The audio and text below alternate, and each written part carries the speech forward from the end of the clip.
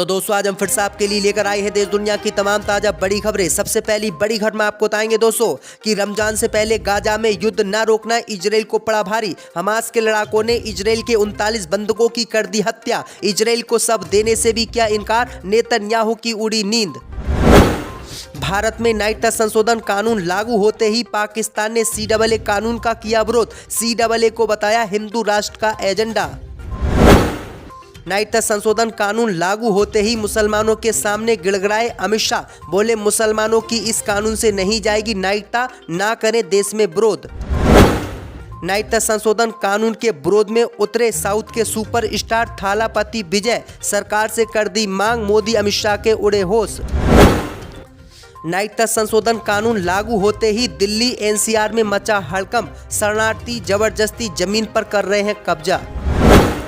लोकसभा चुनाव में फर्जी खबरों पर लगाम लगाने के लिए एक्शन में आया चुनाव आयोग, गूगल से मिलाया हाथ।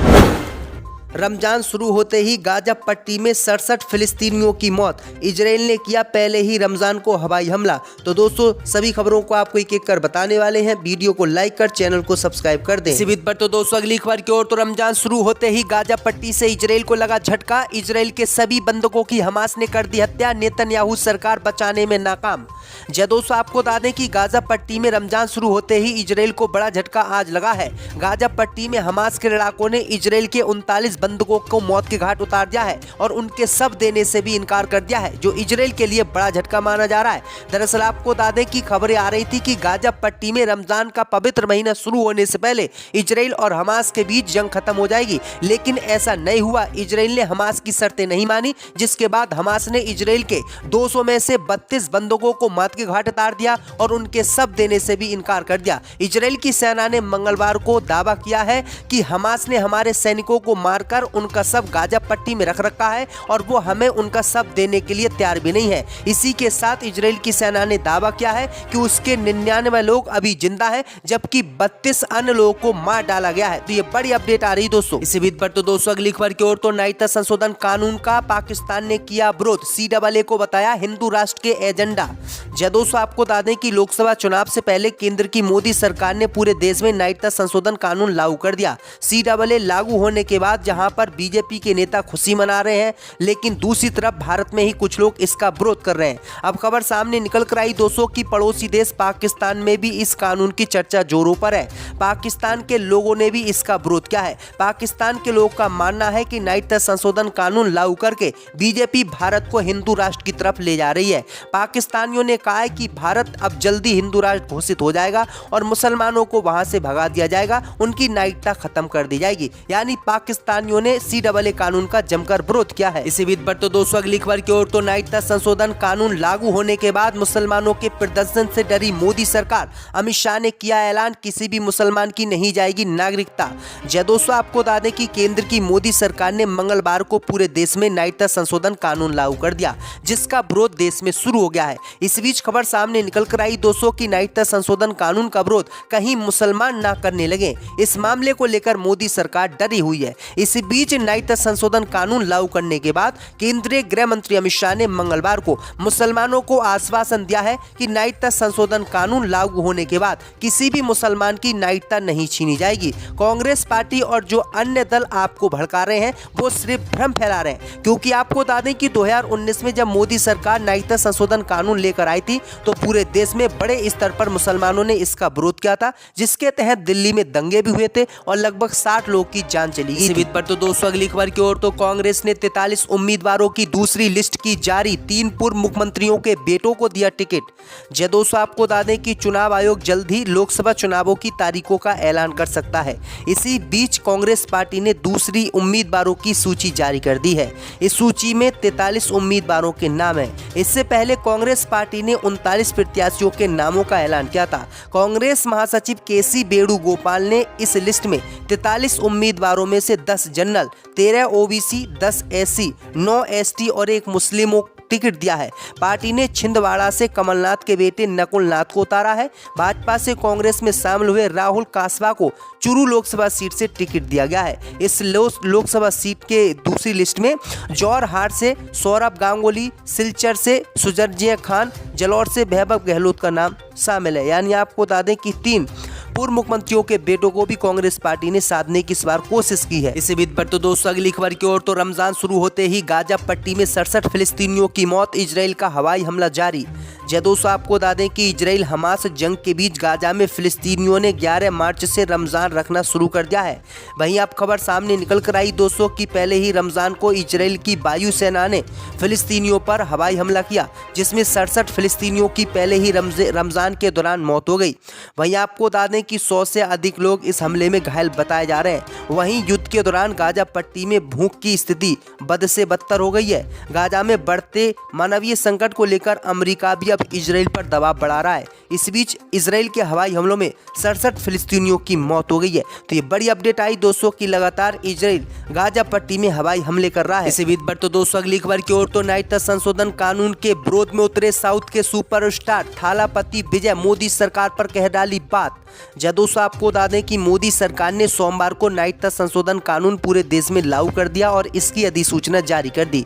इस कानून के लागू होते ही कई लोग इसके सपोर्ट में खड़े हुए दिखाई दिए तो कुछ लोग इसके खिलाफ भी नजर आ रहे हैं। हाल ही में साउथ के मशहूर एक्टर थालापति विजय ने इस मामले पर रिएक्शन देते हुए केंद्र की मोदी सरकार पर निशाना साधा और नागरिकता संशोधन कानून का विरोध किया। उन्होंने अपने स्टेटमेंट से जाहिर कर दिया कि वो CAA कानून के खिलाफ है। सोशल मीडिया पर जारी किए गए अपने स्टेटमेंट में विजय ने तमिलनाडु सरकार से भी एक अपील कर डाली है और उन्होंने इसे लागू न करने की अपील की है। तो ये बड़ी अपडेट आई दोस्तों कि मोदी सरकार को बड़ा झटका अब साउथ से लगने वाला है। इसी बीच पर तो दोस्तों अगली खबर की ओर तो नागरिकता संशोधन कानून लागू होने के बाद दिल्ली NCR में मचा हड़कंप, शरणार्थी जबरदस्ती जमीन पर कर रहे हैं कब्जा।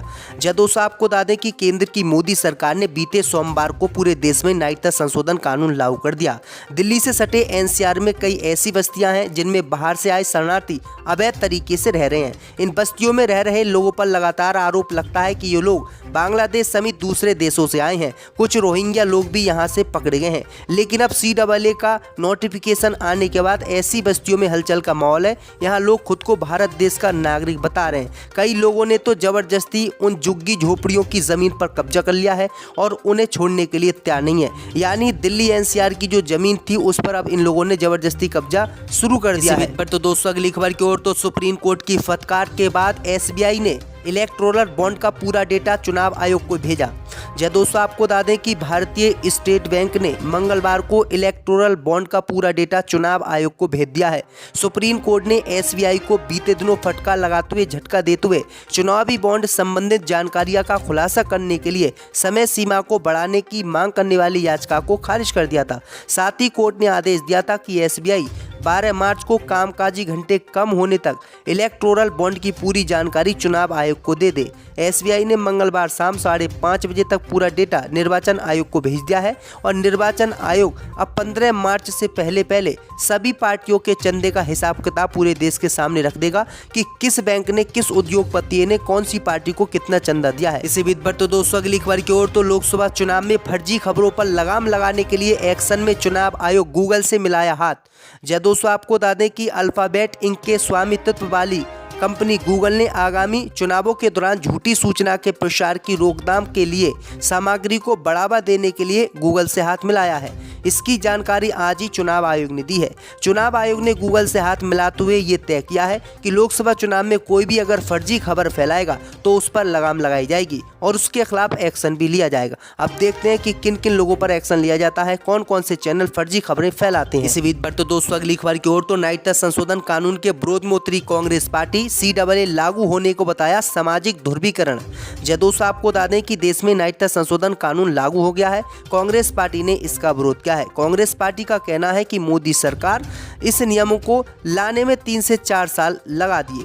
वहीं आपको बता दें कि कांग्रेस पार्टी ने कहा है कि बीजेपी नागरिकता संशोधन कानून लाकर पूरे देश में ध्रुवीकरण करना चाहती है, लोगों से ठक्कर वोट लेना चाहती है, जबकि CAA कानून का कोई मतलब ही नहीं है। उन्होंने साफ कहा है कि नागरिकता तो पहले भी बांग्लादेश, अफगानिस्तान और अन्य देशों के लोगों को दी जाती थी, इस कानून के तहत नहीं दी जाती थी। पहले भी नागरिकता दी जाती थी, लेकिन बीजेपी ने एक ड्रामा रचा है जिससे उसे वोट मिल सके। इसी बीच पर तो दोस्तों अगली खबर की ओर तो नागरिकता संशोधन कानून के लागू होने के बाद पहली बार बोले अखिलेश यादव। जदों साहब को बता दें कि केंद्र की मोदी सरकार द्वारा नागरिकता संशोधन कानून लागू होने को लेकर समाजवादी पार्टी के प्रमुख अखिलेश यादव की प्रतिक्रिया आई है। सपा मुखिया अखिलेश यादव ने बीजेपी पर निशाना साधते हुए कहा है कि देश के नागरिक रोजी रोटी के लिए बाहर जाने पर मजबूर है तो दूसरों के लिए नागरिकता कानून लाने का क्या होगा। सपा मुखिया अखिलेश यादव ने साफ कहा है कि जब भारत में ही लोग परेशान हैं तो आखिरकार दूसरे देशों से यहां पर नागरिकता देकर उनको रोजगार कहां से दिया जाएगा। अखिलेश यादव ने कहा कि भाजपा इलेक्टोरल बॉन्ड से ध्यान भटकाने के लिए CAA कानून को लागू कर रही है, जिससे लोग का ध्यान CAA कानून पर पहुंच जाए और जो इलेक्टोरल बॉन्ड का चंदा और धंधे का जो मामला है वो दब जाए। तो ये बड़ी अपडेट आई दोस्तों कि अखिलेश यादव ने ये गंभीर आरोप बीजेपी पर लगाए हैं।